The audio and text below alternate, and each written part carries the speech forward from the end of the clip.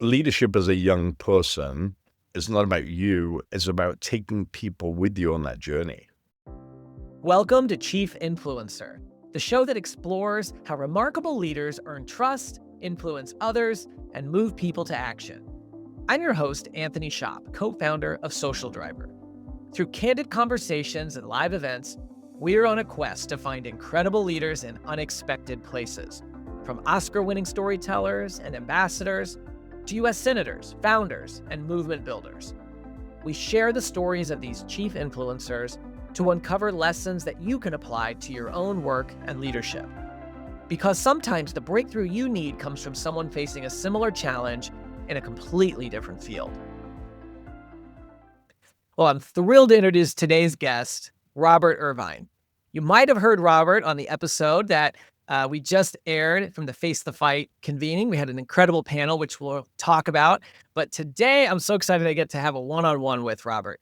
And for those of you who don't know him, he's a world-class chef, entrepreneur, best-selling author, and philanthropist whose career has been defined not just by excellence in the kitchen, but by his ability to lead teams, to rebuild businesses, and to inspire people to overcome impossible challenges. So before we dive in, here are a few things that I want to make sure you know about today's guest. First, Robert, he's a master of transformation and resilience across hundreds of episodes of his shows Restaurant Impossible and Dinner Impossible. Restaurant Impossible in particular, I loved. He helped struggling restaurant owners turn chaos into clarity, restoring not only businesses, but also confidence, culture, and purpose. Through high-pressure situations and emotional conversations, Robert showed leadership is often about earning trust when people feel at their lowest. And trust and influence go hand in hand. That's a big thing that we're going to focus on today. Second, he's built an entrepreneurial empire rooted in discipline and performance. Beyond TV, Robert is the founder of Fit Crunch, Robert Irvine Foods, and co-owner of Boardroom Spirits. From launching products carried nationwide to operating Fresh Kitchen by Robert Irvine inside the Pentagon, he's created businesses that reflect his belief that consistency, accountability, and teamwork are the foundation of long-term success. And finally, Robert has used his influence to serve something bigger than himself. Through the Robert Irvine Foundation, he supports veterans and first responders through mental health services, mobility assistance, service dogs, and wellness initiatives. His commitment to those who serve has earned him a lot of honors, such as the United States Navy Honorary Chief Petty Officer, the Medal of Honor Society's Bob Hope Award, and the Department of Defense Spirit of Hope Award. Robert, you have been called so many things: sailor, chef, entrepreneur, restaurateur, author, entertainer. I think most importantly, advocate for our military community. Well, today, we're thrilled to call you a chief influencer. Welcome to the show. And it's great to see you again. It's great to be here. When you list off all those accomplishments, I almost feel ashamed because that's not who I am. Yes, you get these awards, but you do things for the good of other people. And if you do that, money will come, fame will come, all those other things. So I appreciate you saying that, but it's good to be back. It's good to be with you. And I mean, look, all of these accolades, but anybody who knows you and has seen you up close we know that influence for you isn't about all of those great things in your bio, which are well-deserved. It's about making an impact in the world. And since the last time I saw you was at the Face the Fight annual meeting, we had that great panel with 19th Chief Master Sergeant of the Air Force, Joanne Bass. We had former Congressman and acting Army Secretary Patrick Murphy. And I just want to start there and say, what made you say yes to Face the Fight? Because you have so many things you are involved with and you could be involved with, but you decided to be an ambassador for this organization. I just want to find out a little bit more about that. I think the general public don't realize at length, and you hear these numbers batted about suicide and 22 a day in the military, and it's actually worse than that. And what made me get involved is kind of a story, but I'll tell it very quickly. For years and years, I've been traveling the bases, looking at food, looking at ships, submarines, all around the world. There's not a base or ship I haven't been on or touched, or submarine. And I would always look at food being the international language of hope. So when we do our Breaking Bread with Heroes, it allows people to drop their defenses, talk about their problems, either at home or at work or whatever, And I was finding more and more young sailors, young soldiers, were hiding behind doors instead of going to dining facilities because the food wasn't good. Um, and they were harming themselves because they may have got a call or dumped on the phone by the girlfriend, or the mom had cancer, or they couldn't cope with some situation. And when USAA put this coalition of amazing VSOs, veteran service organizations, together, I wanted to be part of the solution, of those people they picked to do that. And in every program that our foundation runs, every school visit, every base, and that's, by the way, sometimes 3 or 4 countries a day for me, or bases a day, we use the USAA's Face the Fight and the lessons, because all our staff members are taught about suicide prevention, and they have to go to certification. And I felt it was great because, when we talk about suicide in our forward operating force, not long ago, we lost 9 sailors on ships, right? A total of 133 a day is the number between civilian and military. And that includes going through COVID, where kids couldn't figure it out, and they took it upon themselves to harm themselves or commit suicide. And I felt so helpless, is the word, because I'd had friends that had committed suicide. Literally, when you think they're on the top of the world and they've got everything. Anne Burrell was one. Eric the Trainer was one. When who's a very famous Hollywood trainer, and one day I get a call that he committed suicide, and I wept for days, by the way, even with Anne Burrell. I wanted to be part of that change, and that's what Face the Fight is doing with a coalition of people. It's not just Robert Irvine, it's Elizabeth Dole, it's all these other people. And you heard me in the room say, unless you partner with people, you won't be here next year. Yeah. Because there's only so much money that the general public, and so much money that's out there to give for these kind of causes. You see St. Jude's, you've seen animal shelters, you see all these things on the TV asking for $19.99. I'm saying, look, we all have the same mission. Let's join a coalition. Let's fight this together and reduce it as much as possible. So it's really about solution providing. And I mean, you and what you just described, you've seen it. You saw the need up front, and I just think it's really commendable that you have committed so much of your time and so many resources to it. Face the Fight. Just, I want to make sure to say it for our audience. That coalition was launched, founded by USAA, the Humana Foundation, and Reach Resilience. When they started, they had a small number of coalition members. They have over 250 coalition members now. You mentioned Senator Elizabeth Dole's organization, the Elizabeth Dole Foundation, among many other really leading military and veteran nonprofits, as well as large corporations that are part of that. And the VA. We recently featured as a chief influencer Deputy Secretary Paul Lawrence from the VA, and he talked about their work with Face the Fight and getting that message out there. And one of the lessons that came out of that conversation was just about the importance of using our personal influence to advance a mission. And that's something that you've done so well. You have spent so much time with service members and veterans and first responders. You mentioned, I mean, sometimes you're at 4 different, destinations, ships and bases in one day. What do you think civilians might misunderstand about what our service members carry home with them? And how does that inspire the work that you do through your foundation? I think that's a great question, and there's a lot of silos to that question. Number one, what the American public, I think, sometimes forgets, if it's not on the news, you forget that we have troops all around the world every day. I mean, this week alone, I'll be in Poland on Saturday, driving 12 hours into Ukraine. I've spent 3 days in Ukraine, and I'll drive 12 hours back and then go into Scotland. We have to remember that we have an all-volunteer force. We choose to sign up to defend this country, and we're proud. And I can say that as a British-born person that chose to be American, my choice, as a citizen. I am very proud of each and every one of those young men and women and the civilians and the families that stand behind them. And it's not just, we just had Memorial Day, which is a very sad day for me because I've lost some friends, but also a thoughtful day. But we shouldn't be just picking one day to remember those that have given the ultimate sacrifice, because the families left behind have those days every day of their life, and the kids that grow up, without mom and dad and things like that. So I hope that the public would start to remember those things. What does it do for me? It gives me hope every day when I go to a base, and I spend 345 days a year on the road. I'm an unpaid consultant for the military and the feeding platform. We can talk about that later.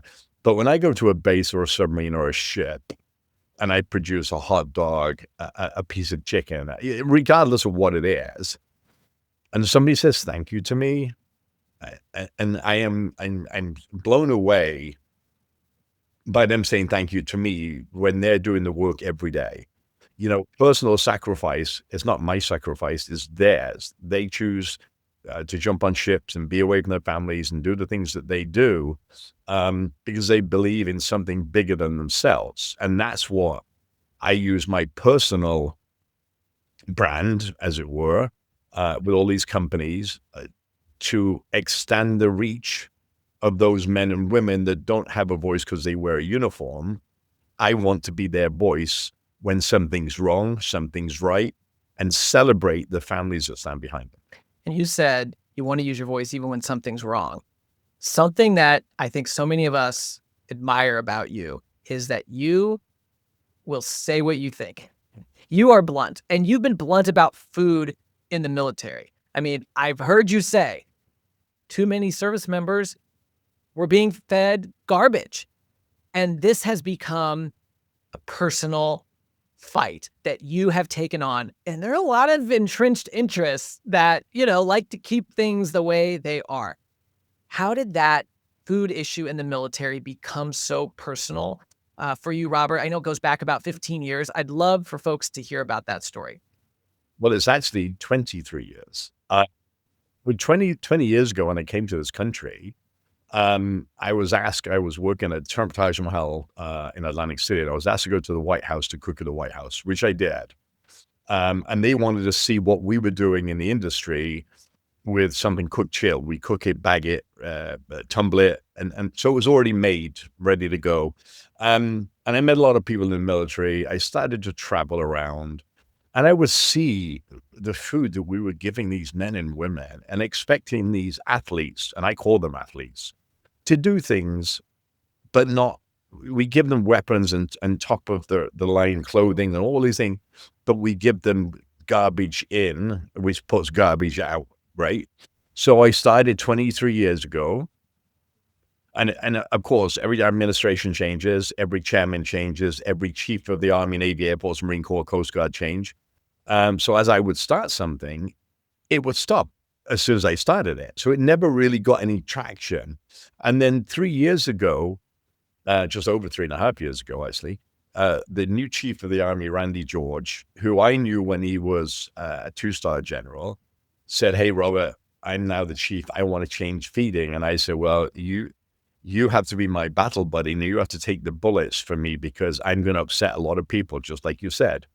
To change something that's been set since 1930, by the way, I changed legislation. I can get into that deeper, but I found the legislation that made Army feeding specifically come under the Secretary of Education and not Secretary of Defense.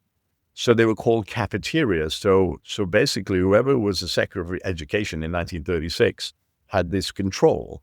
Well, I wrote and then went to see the Secretary of Defense, Pete Hegseth, and said, "Hey, just so you know, we can't change any feeding in these things without this law being changed," which he took up, thank goodness.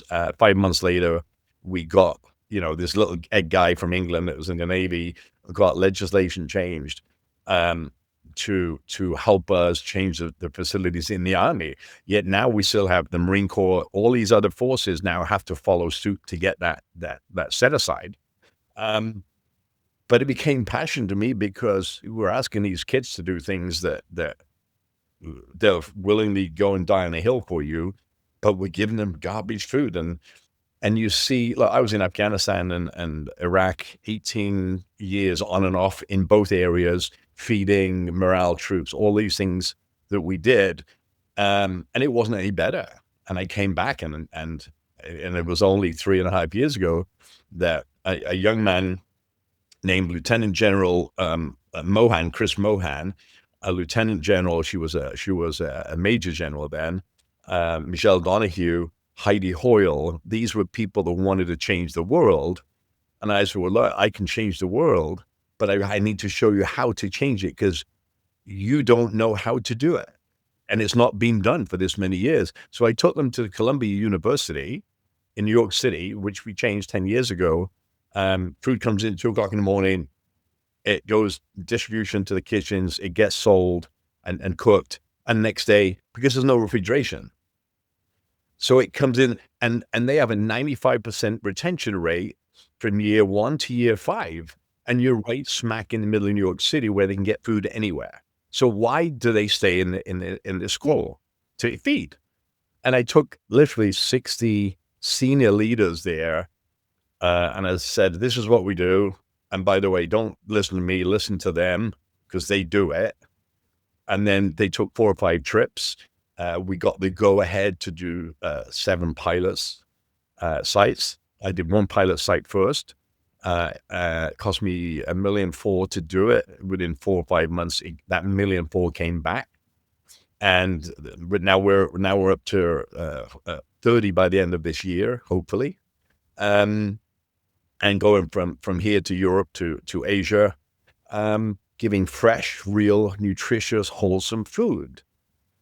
And you were there. There are a lot of naysayers. Oh, you can't do this. We can't do that. Yet in the 6 that will have opened up until now, we opened Fort Carson a couple of weeks ago. The usage of the base has gone from 0 to 8,000 dinners, 4,000 lunches, 3,000 breakfasts. And its momentum is like a snowball. So I get a call from RFK's office and said, "Hey, Robert, we love what you're doing with school feeding, with the military feeding. Do you think you can do it in the schools?" And I said, I went down to DC and I said, yes, I do. I think it's a procurement problem. I think it's a trading problem, an education problem, and we can fix it because we've just showed you how to do it. So yesterday I was at Fort Bragg at 7 schools. Last week I was in Louisiana at a school. 2 weeks ago I was in Wiesbaden, Germany at schools. And I literally just got off the phone with the White House team before I came on here about how to change the school feeding system in the United States so that we can give real, healthy, nutritious, wholesome food to kids. So it's been my passion. It will be my legacy. It's 99% of my job, even though we run, 19 companies, whatever it is now. That's 99% of my time is doing just that: military feeding, school feeding, and I'm looking at prison feeding right now. So that's amazing. It's amazing what you've done, Robert. And I have several follow-up questions around this. But I mean, the first thing you said, you've been working on this issue for a long time, and you found that there were periods of time where it was sort of start and stop, and there really wasn't the traction. And now you've gotten this traction where you said it's snowball.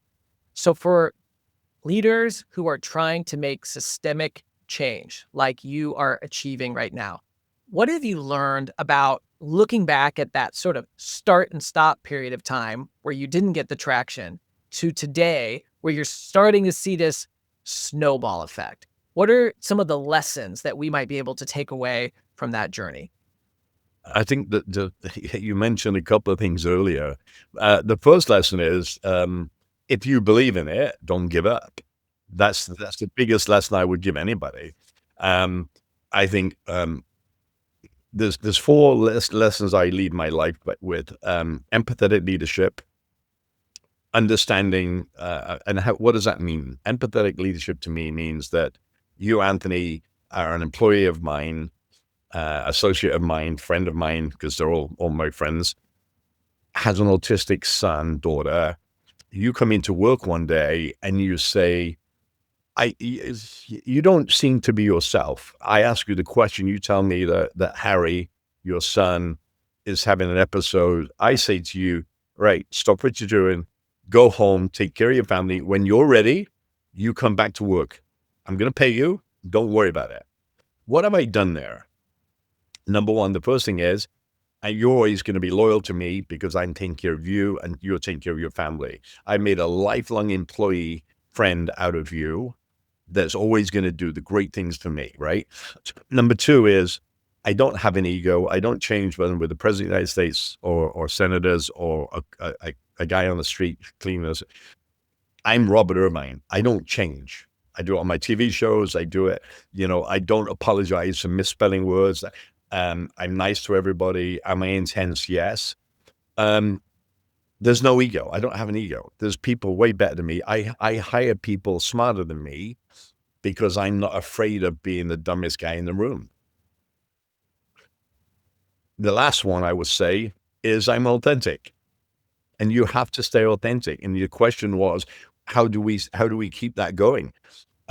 Belief in I can change it, waiting for the right moment and being ready for that right moment with the necessary tools and data you need to be able to change that, whatever that is.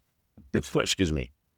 And I think people after a while get so used to not being heard, they give up. And the key there is, don't give up. If you believe in it, then you stand by it and you fight with all your might. And yes, you're going to annoy people and you're going to have knives and bullets sent at you. Not literally, I hope, but, people doubting you and the minute you have the opportunity to prove it, you deliver what you said you could. That phrase, you said it a couple times. If you believe it, don't give up. And for me, there's just a really powerful message in that, which is, how are you going to influence someone else if you don't demonstrate that you are a true believer that this is important, And if you're willing to say, okay, well, I didn't get it done this time, I'm going to go away, then it's other people will be like, yeah, then it must not have been too important, right? And so that belief, really finding what you believe in, I think is so important. And then committing to that so that you have that persistence, then it's kind of hard for people to ignore you. And knowing that you've done this work for a couple decades to get where you are today in the military and in the schools is an illustration of that. I mean, it's not something you can just say, oh, I'm going to transform a whole system in a year. It takes a long time. But it also takes trust. Because you stay the course, people start to trust you, right? And trust is a huge part of what I do, because when I go in and I change systems and procedures that are 70, 80 years old, and I have to sit in front of very powerful people, I have to have the data. And one thing that I did, I went out and hired somebody to get me all the data within 10 feet of a dining facility, how many people live there, how many people in for breakfast, lunch, and dinner.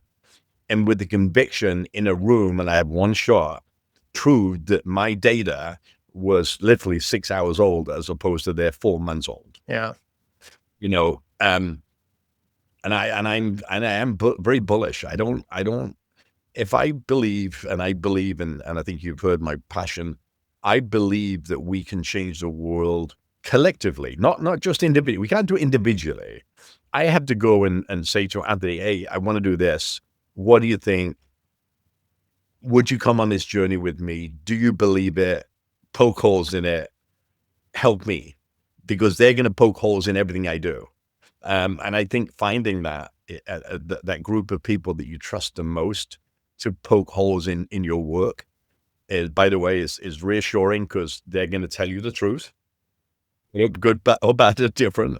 And you have the ability to change before you deliver the good news or the bad news. Great point. Yeah, having that mind trust. Those folks who trust, they trust you and you trust them enough that you'll listen to their advice, but they trust you enough that they'll give you that feedback so that you can adjust. And that must have been so important for you when you're making policy change. I mean, so many of our listeners, they come through our partner at the George Washington University. They've graduated from programs at the Graduate School of Political Management. They work in the White House. They work on the Hill. They work on K Street. They're trying to change public policy and change public opinion. You have accomplished this. I mean, you talk about the laws that were written back in the 30s. As an outsider who's not, you're not a trained lobbyist, but who's had so much Nope. success shifting public policy.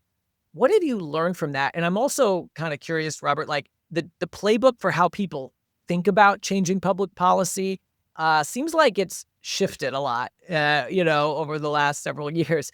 So what have you learned about the modern day playbook if you want to change policy in Washington? You're going to laugh when I say this, and everybody listening is going to laugh when I say this. It's like your first date. You have to have a relationship and create trust through dating. In other words, if I need policy changing, I need both sides of the aisle. They have to be able to trust me. So it's going for a cup of coffee, going for dinner, listening to their point of view, taking into consideration. It's like a dating game. Your biggest asset is a relationship with the people, not just to get something changed. It's a relationship that is a life, a time of work, that's a give and take, and being able to listen. I always use this: God give us two ears and one mouth for a reason. You listen twice as much as you talk, and you'll get things done, right? And I think the biggest thing I've learned is to listen to a perspective of whoever that senator, that legislative person is, and why it's so difficult, and then attack. It's like climbing a mountain and dating, the same thing, right? You start at where do I want to finish? I want to date the girl or marry the girl, or I want to climb the mountain, and I reverse the steps backwards and say, okay, how would I approach somebody who would try and sell me something or do something with me? I want you to buy me a cup of coffee, get to know me, talk again, and eventually broach a subject that you need to address. It's not like going in and, sometimes on TV, I have 48 hours. I don't have the time to start with a cup of coffee, right? I'm very fast. In Fortune 100 companies, I do the same thing. I don't take my time. I go in, I look at the P&L, I know what's wrong. I look at the culture, I know what's wrong. With legislation, it's tough because there are many, there's many people involved. It could be RFKs, Pete Hegseth, Linda McMahon, Brooke Rollins. They've all got a hand in some way, shape, or form in those policies. So those relationships with each other and you are really, really important. I say this not just because it's politics, because I make eggs for a living, dude. They're expensive eggs, but I make eggs. I'm not a politician. I'm not trained to go in front of people to talk. I believe in what I believe in. And if I say we can save, 100 billion on SNAP benefits, believe me, I've thought it through. I've not just made that statement. It's going to cost you 100 million. This is how you do it. But I have to have the buying of all those people. And again, that relationship builds trust, no ego involved, trust, and we get things done. So I would say, look, buy me a cup of coffee, get to know me, meaning if you want something done, and use those relationships after the trust has been built, because people don't trust you because, number one, it's politics. Number two, you may be trying to change a company's perception of something, and you have to be a proven commodity in those areas. You just said something when you introduced me, right? I'm intense. I'm direct. I have never changed that approach with anybody. The bus driver, the cleaner, the store. I'm direct. I ask the questions I need to ask. I get the answers, and then I give the solutions to those answers. Yeah. And by the way, Not everybody likes those answers. But they know what they're getting. They know that they know that you mean it. You know, I'm not going to mess around. I'm like, guys, if you want to change, don't waste my time or your time. I've got too many things to do that I want to do. I'm 60 years old. I want to change the feeding in the schools. I want to change the feeding, and I'm doing it. I'm literally doing it, Anthony, as we speak. So that's how you do it, in my opinion. And the belief is there, right? That influence that comes from like the belief just comes through. You talk about with policy, building those relationships, what's the end goal? What's climbing the mountain and what are you trying to sell in a way? And you have a chapter in your book, Overcoming Impossible. And I believe the chapter is entitled It's Not Their Job to Get It. And then like the subtitles, like it's your job to sell it. And I loved that chapter because you talk about sort of the impetus on us when we're trying to influence using today's language. And can you talk about that a little bit more? Because I don't know if people think of you this way, but when you look at all the businesses and you look at the change you're making, you're a master at selling ideas, not just products, which you have great products, but also you're selling this idea. And that obviously ties so much into our theme of influence. So can you just go into that for me? I think, look, look,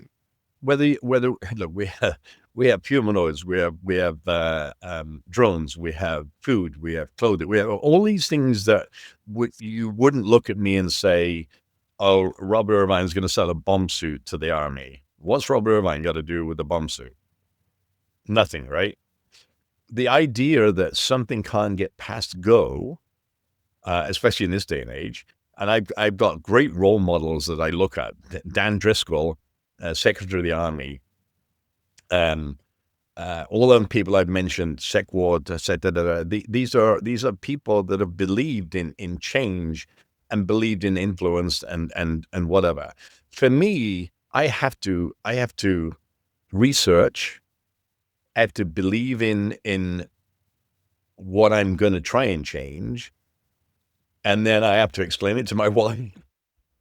Because it takes 90, I travel 345 days a year with all these companies, and I believe that if it's going to make uh, my own personal philosophy, if it's going to make the warfighter better, if it's going to make the family better, if it's going to take care of kids, or it's going to help society by this little trinket, then I want to do it. And it's not, money has never driven me, Anthony. And that's something that a lot of people think, oh, I want to be a millionaire, a billionaire, been there, done that one. It's not about money. It's about what is the legacy you leave behind with the things that you believe in that change and alter not only the future of people, but their lives at the moment. I just sat on a call literally 20 minutes ago. And I'm like, well, yeah, it's going to take 5 years. I'm like, no, it should be done by next week, not 5 years. That's not how we work this. If you believe in it, you can make those changes really fast by being passionate and loud. And I share my views very widely, and you quite right, you said, you'll know it's me when I'm on social media because all the punctuation's bad and it's 140 characters straight. But people know it's me. And I have the spelling police on there. I said, oh, you spelled this wrong. I'm like, if you come here for spelling, don't follow me. I talk about social change, about getting kids out of computers and off their phones during meal times. When you come to my house, there's a basket at the front door. You leave your phones.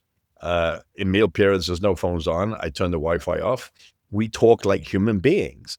And I think, all these influencing things that we talk about, and it's so funny because my children are now 25. One's a criminal lawyer.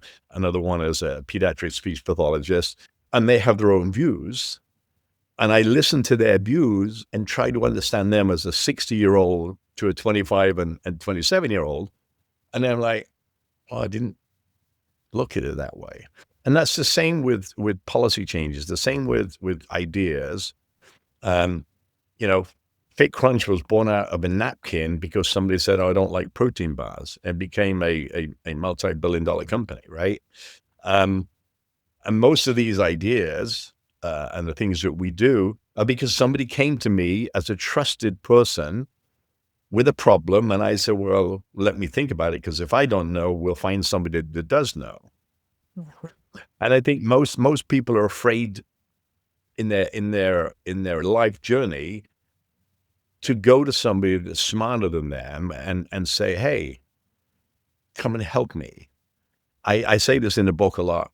I'm an A. I think I'm an A as a chef, but I hired double A's to travel with me that are chefs way better than I will ever be, because I want them to look good. I want me to look good. I want the end product to be great, and so on and so forth. And that's how I run our companies. We don't have days in and days off and weeks in and weeks off. You want to go on vacation, somebody picks up your work, you go. I get a call at 2 o'clock from Korea from a four-star general, you get it at 2:15.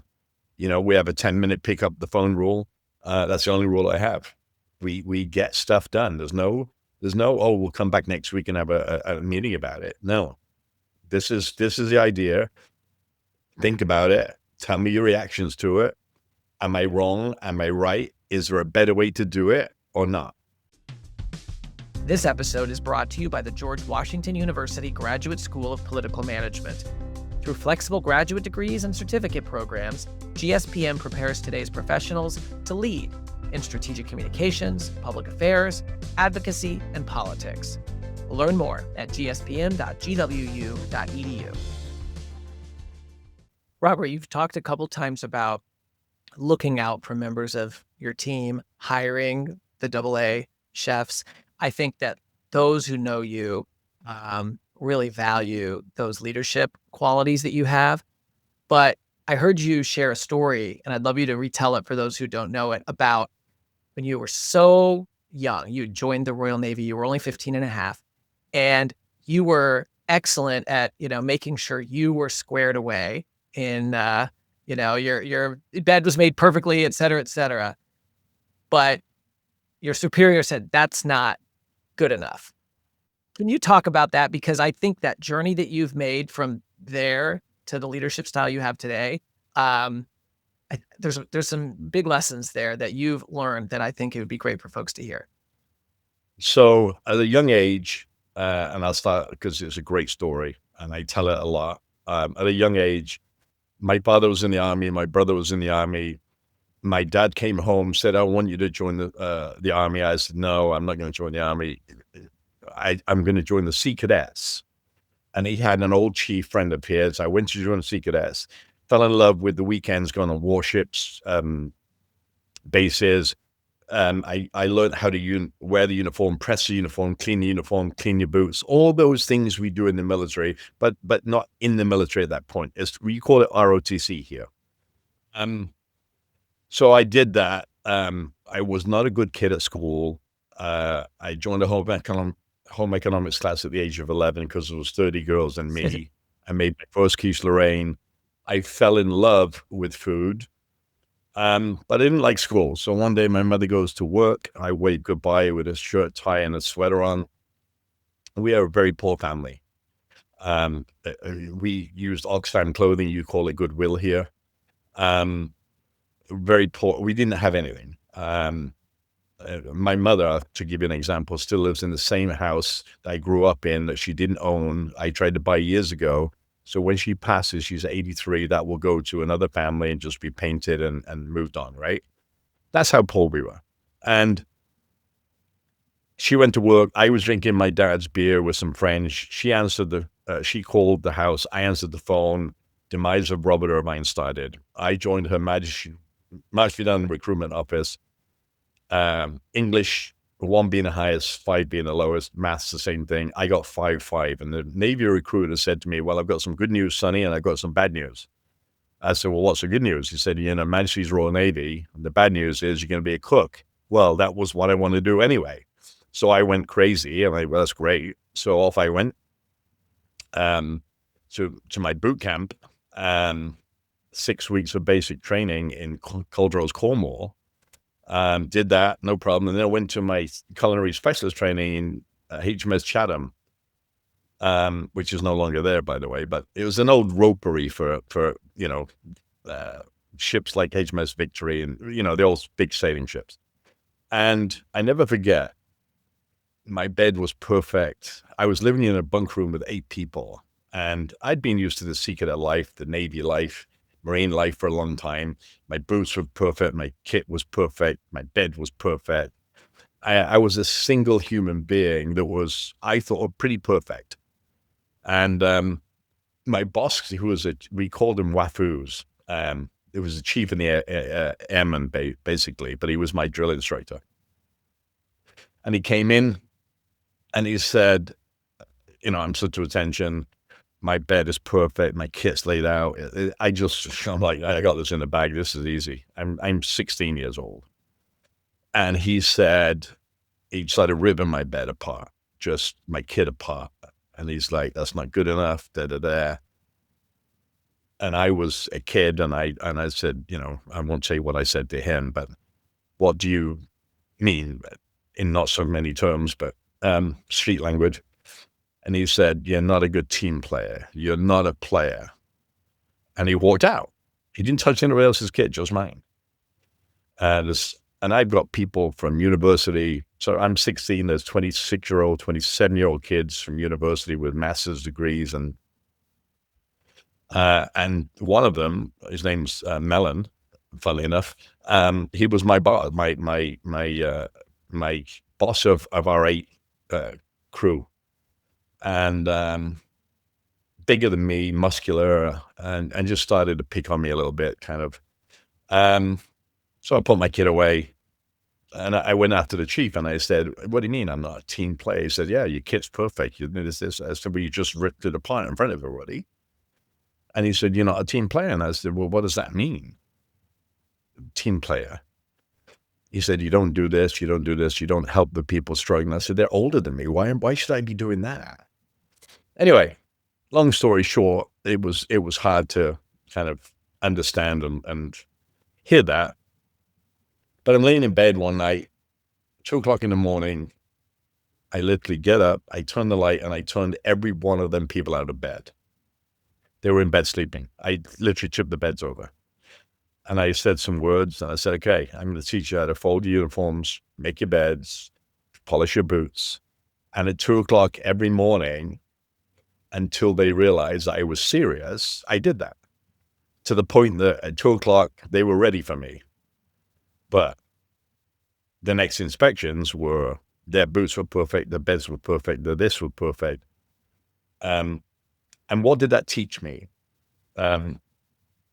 Leadership as a young person is not about you, it's about taking people with you on that journey. And I didn't understand that. I thought it was about me, and my kit's perfect, so I'm going to be great. But teamwork doesn't start with I, right? It starts with T. Together, everyone achieves more. And then I realized that running assault courses, and when somebody couldn't get over the wall, and I'm still fit at 6 years old, instead of me running ahead, I would stop, put them over the wall, then climb over and follow them. And at the end of this training, the chief came up to me, and he was like, okay, now you understand what team that is. And I said, yeah, I think I do. And I got an 8-week advancement in that, because I learned that in my training. So I've always been a very young leader on everything. Even when I came out of the Navy, and I came to Trump Taj Mahal, and I run the biggest casino in the country at that time, and took that from doing 784 million a year in one casino. He had 4 of them, and he came to me and said, how are we going to make more money? I said, well, and by the way, I wasn't the boss, I was the number 2 guy as a 30-year-old kid. And I said, you should be buying futures, only because I read about it. I never futures. I'd read about it, buying 50 million pounds of beef for 4 casinos, the same crab legs, and we would get this, to the point that he allowed me one casino to try it, We went from 15.5 million food and beverage to 84 million the next year just by doing that. And then of course we spread out just, and this is what I teach companies today. The value of and the size of your purchase here. So where you and I would buy beef at $10, $20 a pound, if you're buying X amount, it's like 50 cents, based on the scope and size of your purchase. And I'm really good at that. And that's what I'm doing with the Army right now. Sure. Forces and Fortune 100 companies is saying, okay, how much do we use of this? But that all came from the military. Yeah. And those lessons, I mean, learning that lesson that you described, that sort of transition from what's it mean to be personally excellent, to be a leader, to be a member of a team. I mean, learning that at 16, like what a gift. I mean, it was what a difficult thing, but also a gift in terms of looking at your leadership journey today. Would you agree you couldn't have accomplished all the things you accomplished if you hadn't learned that leadership lesson and the importance of influence in that context when you were so young? As hard as it was, and I'll tell you, as a young, cocky, 16 and 15 and a half, 16-year-old kid, it was because I came from a very, very military family, for sure, but poor. So it was kind of, you'd have to fight for everything, right? You scrap for everything. You wanted to be on a soccer team. You have to be better than everybody else. And that was me putting the pressure on myself more than anybody else. And I look back now and what we do and all the training I have, and I use everything that I learned, 50 years ago, or 45 years ago, whatever it is, I use today. So I would not be as successful today if I had not gone through that journey of learning and understanding, listening, and learning what teamwork actually really looks like. Yeah. We use that, this saying in the military, we've got your left, we've got your right, we got your front, we got your back. And they do. Literally, you turn left, you turn right, somebody's got you. And yet we don't have that in the civilian world. Right. It's like dog eat dog. And the military guys, when they get out, they're not used to that. They're used to, the next person, they'll get promoted when their time's done. And the outside world doesn't work like that, unfortunately. Somebody wants your job. Somebody wants that job better than you or more than you, or believes they should have it and you don't deserve it. The other aspect of that story and that kind of pressure that you got from your superior, when you were squared away, but your team wasn't, is that process you talked about. You didn't use these words, but how you built trust with the other 7, that the bunkmates, and they realized you were serious every night, and then everything got squared away, and you're helping them when you're out doing your drills and so forth. So we talk about that trust with a team. One of the things I was kind of wondering is looking at your show, which I just always loved, Restaurant Impossible. It was so fun to watch. You would go into these businesses, and those business owners, I mean, they're like struggling small business owners. They're defensive. They're overwhelmed. They're maybe close to losing everything. And like you said a minute ago, you're only in there for like 48 hours. How did you earn trust so quickly? And what can we learn in terms of earning trust when maybe someone doesn't want to hear the truth, or maybe when you don't have a lot of time? Because that seems like something that you've developed as a superpower. It's funny because I could tell you 8 hours and 2 minutes after I arrived at the location. And you have to understand, I literally knew nothing about the restaurant, the people. The crew would get there the day before. They would do their B-roll. I would show up. We'd go straight in. And I would ask the questions sitting at the table and chair, just like you saw. And my first 6 episodes, it was Drill Sergeant Robert Irvine. It was, I don't care about your feelings. I don't care about you. I care about fixing your problems. And if you look, and you can do this, you look at the first probably 6 episodes of, or a little bit more than 6 episodes, but the first 6 to 12 episodes of Restaurant Impossible, originally when it was a 22-minute show, you'll see this drill instructor beat you up, not listen to you, move on. And we did it, and it was great. I taught them. I worked 48 hours straight, no downtime. And then I would see failure. Now, that meant I failed. I failed to give them the resources, the techniques, and the knowledge to be successful. So I literally, and by the way, I can tell you, I beat myself up so bad. I would watch the shows and say, what am I doing wrong? What am I doing wrong? I realized I wasn't listening to the original idea of what they wanted in this restaurant. What was their vision to start with? And then you'll see the change. You'll see me walk in and say, okay, what was your original vision of the restaurant? Well, why did you get in the restaurant business? And they'll say, because my mother, my father made good gravy, or said I made good gravy or good sauce. And I said, okay, but why did you max out credit cards and go into debt for $350,000 and take your family that are now on the verge of divorce, and your kid's going to be separated from you? How did that all come about? And the more I listened, the more I understood why they did what they did.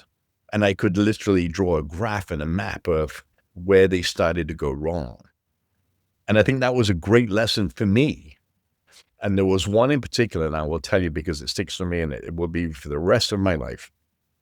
My daughter Annalise was 16 years old. I did a restaurant, and the restaurant was not good. But they had a 300-pound autistic son who had a very rare disease. His name was LJ. We did the restaurant. It was beautiful. I asked Tom, my builder, I took a wall down and put a service station in. I said, I don't want any doors, no curtains, nothing. Just put me a picture. We were just about to open the doors. Find me a picture that goes with the colors. And he put a picture on the wall that was previously there. We didn't bring it, but it had the same kind of colors. In come the family. We're about to do this joyous give. She gives me an envelope. They're about to be evicted from the house. Long story short, I paid the rent, the mortgage of the house to get them up to where they should have been, 6 months in arrears, by the way. I paid that with the show, but I paid out of my own pocket. My daughter was 16 years old at the time. She's now 27. I said, don't worry about this. We'll get a check. We'll send it direct to them. Anyway, LJ, the story about this self-consciousness is this. LJ, he's autistic. Autistic children don't go to strangers. He come out of his wheelchair, put me on the floor during the show, and you can see it. And I'm like, what's up with this? What's going on here? I've got a 300-pound kid, autistic, throwing me on the floor. And they said, oh, the picture, he just saw his picture. And I said, well, what the picture that I asked Tom to put up? It was a picture he had painted at a Make-A-Wish Foundation event years prior. And nobody had seen it. It wasn't in the restaurant. It was just in a back storage. I put it up. He fell in love. So long story short, I started to cry, which is very unfamiliar to me, by the way. I was on national television. I'm sobbing my eyes out. And my daughter was 16 years old. And I said to the owners, who have since sold the restaurant, but I'll get there in a second, family is way more important than any of this. This is just stuff. I give her the check, or we were going to pay the check. It was $20,000. And she cried. I cried. My daughter cried. The whole people, the crew, everybody was crying, right? It was one of them moments that stays with you. Anyway, they sold the restaurant a couple of years later after making some money, which I consider success. They paid off the debts. But LJ died. And one of the things she said to me when she gave me this envelope with the eviction notice was, I don't want LJ to die somewhere he doesn't know. LJ died in the house that we paid for him to stay. Oh, wow. LJ is in every show that I do, on a video on my live show, to remind me that we have to take care of each other and people, and we're humans, we're not machines. My daughter, I talk to her all about it. It's in my live show. It's a 90-minute live show that travels the world. And there's a piece of when I break down, which always gets and evokes tears in me, but tears in the audience, because they realize that, we're not machines. We're not this. We make mistakes. We're not all perfect. I'm not perfect. We make mistakes. But I think that vulnerability is also a piece of success. I have chills. I have chills. It's crazy. You got to see the show. Is that I talk about him every day of my life, and because he changed me from being this robot leader to being the empathetic leader. We're understanding where people are. You're meeting them where they are. Well, that might be a great spot for me to ask you my final question, Robert, which is, I mean, obviously you just had such a tremendous career and you have a lot more ahead of you. How do you define influence today? And how does that look different from maybe how you would have defined it earlier in your career? I think influence for me when I was young was, what have I done? Yeah. Where am I at? And what am I getting? That was my influence, right? Am I getting promoted? Am I? And I'm using this specifically. Am I? That was influence back then for me, because that's all I understood. Just like team, I didn't understand team. Today, influence is, how do I gather a group of like-minded people that want to change the world, no matter what it is, without ego, without taking the limelight, but just doing things together to make things better. And that's what influence is. How do we change, an angry society into a loving, peaceful, let's get along together, you can have a different opinion society? And that's hard, by the way, as you know right now. But I think that's what influence is. You'll never go into any of my social media sites and see anything negative about anybody or about anything. Even the haters that hate me, I reply to them and I say, look, if you need help, here's my email, here's my number, please feel free to call me. And that love shuts them down.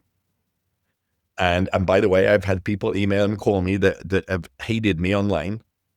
Um, I don't know. Look, we all make mistakes.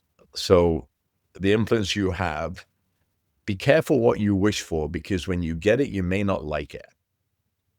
And success is a word that's very different for each of us.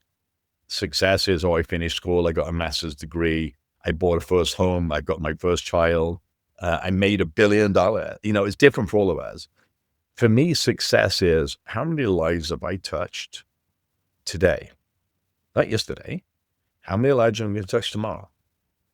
That's why I go to bed at night knowing I feel good. I feel fulfilled. I feel like I've not missed anything. Is there 1,000 things I want to do before I die? Totally. We got a big journey, right?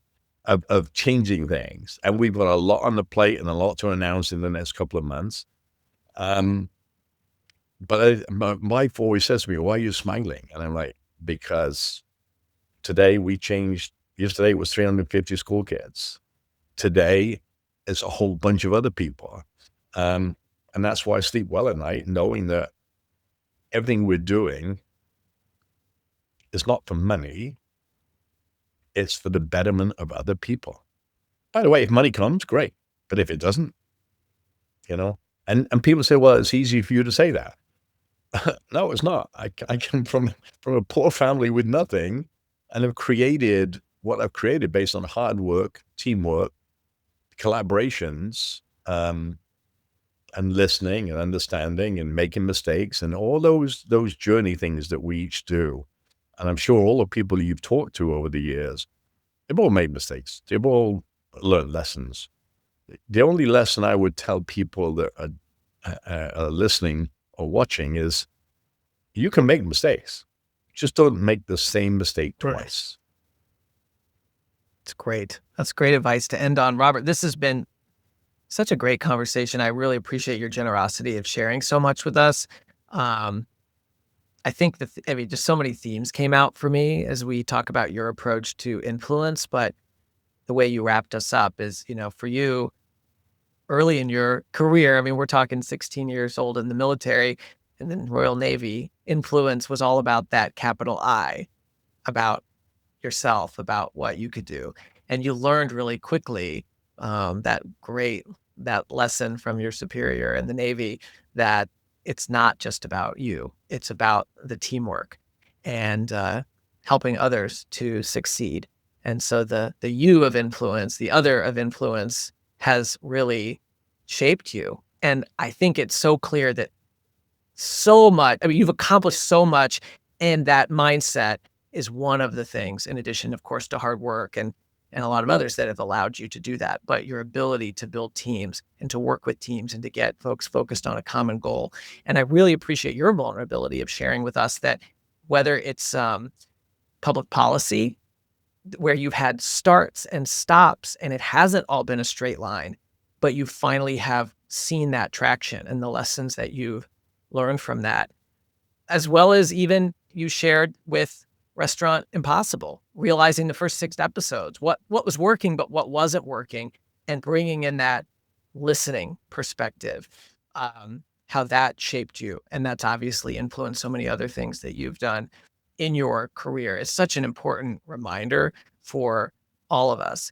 And I think the other thing that came across is you are such a believer in the missions that you go after, whether that's creating a great tasting protein bar with Fit Crunch, or whether that's transforming the way we feed our athletes in the military, and not just feeding them garbage, but feeding them the food that they deserve.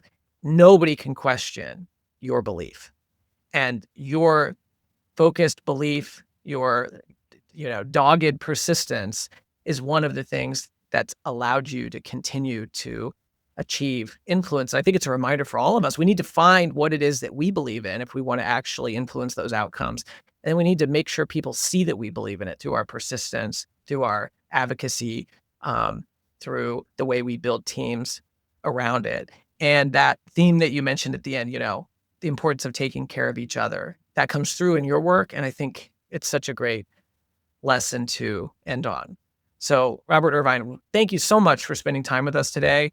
I know I speak for so many of us when I say I'm really inspired by you, your career, your work, your mission, your time on the road to help our communities. We'd love for you to spend a little more time at home, but we're glad you don't, because you're achieving so much because you don't. And I know any leader or communicator who's tuned in today has a lot of notes that they can take back for their own career. So thank you. You're welcome. Thank you for tuning in. Chief Influencer is a production of Social Driver in partnership with the George Washington University's Graduate School of Political Management and the Public Relations Society of America National Capital Chapter. Social Driver is a communications and digital agency that helps organizations and their leaders build trust and break through with people-centered communication strategies, digital campaigns, and future-ready websites. From brand strategy and thought leadership to creative content and digital experiences, we combine senior counsel with hands-on execution to turn expertise into influence. To learn more, visit socialdriver.com. For show notes, past episodes, or to nominate a future guest, visit chiefinfluencer.org or follow Chief Influencer on LinkedIn.